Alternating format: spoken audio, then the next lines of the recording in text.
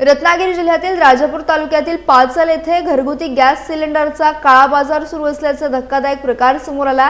सद्गुरू gas या नावाने सुरू असलेल्या दुकानातून ग्राहकांना अनधिकृतपणे सिलेंडर वितरित केले जात असल्याचा आरोप नागरिकांकडून करण्यात येतो आहे। या दुकानात मुंबई तसेच गावाकडे वास्तव्यास असलेल्या अनेक ग्राहकांचे गॅस कार्ड जमा ठेवण्यात आल्याची माहिती देखील समोर आली आहे। या गॅस कार्डच्या आधारे सिलेंडर बुकिंग करून ते चढ्या दराने विकले जात असल्याचे देखील उघड झाले आहे। काही ग्राहकांच्या नावाने सिलेंडर बुक करून प्रत्यक्षात त्यांना सिलेंडर न देता इतरांना विक्री केल्याचा प्रकार समोर आल्याने नागरिकांमध्ये संताप व्यक्त केला जात आहे।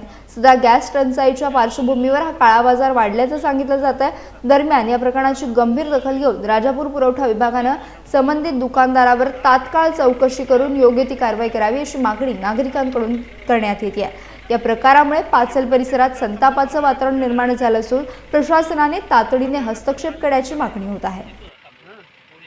माझा काही सिलेंडर ज्या दिवशी पाहिजे होता दिले नाही, ऑफिसमध्ये गेले, त्यांनी यांचं नाव सांगितलं, ह्यांना मी फोन केला, ते म्हणाले मी ऑफिसला येतो आणि विचारतो।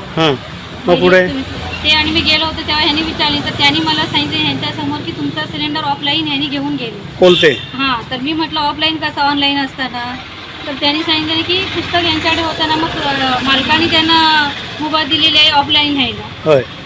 त्यांच्या समोरच सांगितलं 40% तुम्ही ऑफलाईन घेऊन येता आणि 7% ऑनलाईन आहेत असं तुम्हाला तिथून दिले जातात सिलेंडर। ऑफलाईन म्हणजे त्यांची कार्ड आहे ज्यांची ऑनलाईन मोबाईलवरतीच होती बुकिंग, परंतु मोबाईल जेव्हा नव्हते त्यावेळी ते काय करायचे, ते ग्राहकाकडे कस्टमर घ्या, जो कस्टमर माझ्याकडे सिलेंडर घेऊन जातात त्यांचा सिलेंडर आणि कार्ड मी घेऊन गेलो की ते मग गोडाऊनात सिलेंडर द्यायचे। परत मी ते टेम्पो भाड्याचा करायचा, त्यांच्या गोडाऊनात सिलेंडर द्यायचे आणि मग त्या ग्राहकांना मी सिलेंडर देत होतो। त्याच्यानंतर हे आता जे युद्धानंतर जे ऑनलाईनचा विषय आला म्हणजे क्लिअर केला त्याने 30 दिवसाचा नियम, त्या 30 दिवसाच्या नियमानंतर ऑफलाईन त्याने सिलेंडर एकही दिलेलं नाही। इव्हन ह्यांचा जो विषय आहे ह्यांचा 21 तारखेला सिलेंडर त्यांनी घरपोच दिलेला आहे, ते त्यांच्या ड्रायव्हरचं पण व्हेरीफाय करून दिलंय मी। पवार म्हणून ती मुलगी तिथं शबरी पवार म्हणून जी पोरगी आहे तिथं त्यांच्याबरोबर बोलले, ते म्हणले तुम्ही त्यांचा बुकिंग ऑनलाईन करून दिलात का, त्यांची पावती होती का, हे ते फोनवरती ते बोलत होते। त्यांचं कन्फर्म त्यांना करून दिलं, पण ह्यांना 21 फेब्रुवारीला सिलेंडर दिला आहे। जरी ऑफलाईन त्यांच्या नियमात दिलं म्हणतायत त्याच्यावरती मी त्यांना सांगितलं ऑफलाईन तुम्ही ऑनलाईन तुम्ही जर 21 तारखेच्या 9व्या दिवशी सिलेंडर हे मालक जरी मागायला आले तरी देऊ शकता का।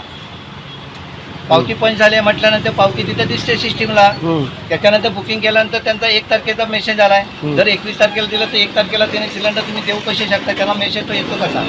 1/3/2026 मला त्यांनी कार्ड दिलं होतं, त्यावेळी त्यांनी सिलेंडर, आता मला जे सिलेंडर जेवढे जातील तेवढं पंचिंग करणं गरजेचं असतं। 1/3 म्हणजे मार्च मध्ये, ओके 1 मार्चला मग त्यांनी माझ्याकडे कार्ड दिलं म्हणून मी ते पंच केला आणि त्यांची कार्ड त्यांना रिटर्न देऊन टाकली। त्याच्यानंतर हे लोक आले आणि हे लोक म्हणाले की ते असा सिलेंडर का दिलं, आता तर त्यांनी डुप्लिकेट कार्ड म्हणजे 2 कार्डाचा इश्यू केला। आता हे एक ह्यांच्याकडे आणि एक त्यांच्याकडे, आता ते त्यांनी घेतलाय सिलेंडर, आता त्याला मी काहीच करू शकत नाही आणि ऑनलाईन बुकिंग करू। म्हणजे तुमचं म्हणणं आहे कोलतेने इथून सिलेंडर नेलं आणि 100% नेलेलं आहे। थँक्यू।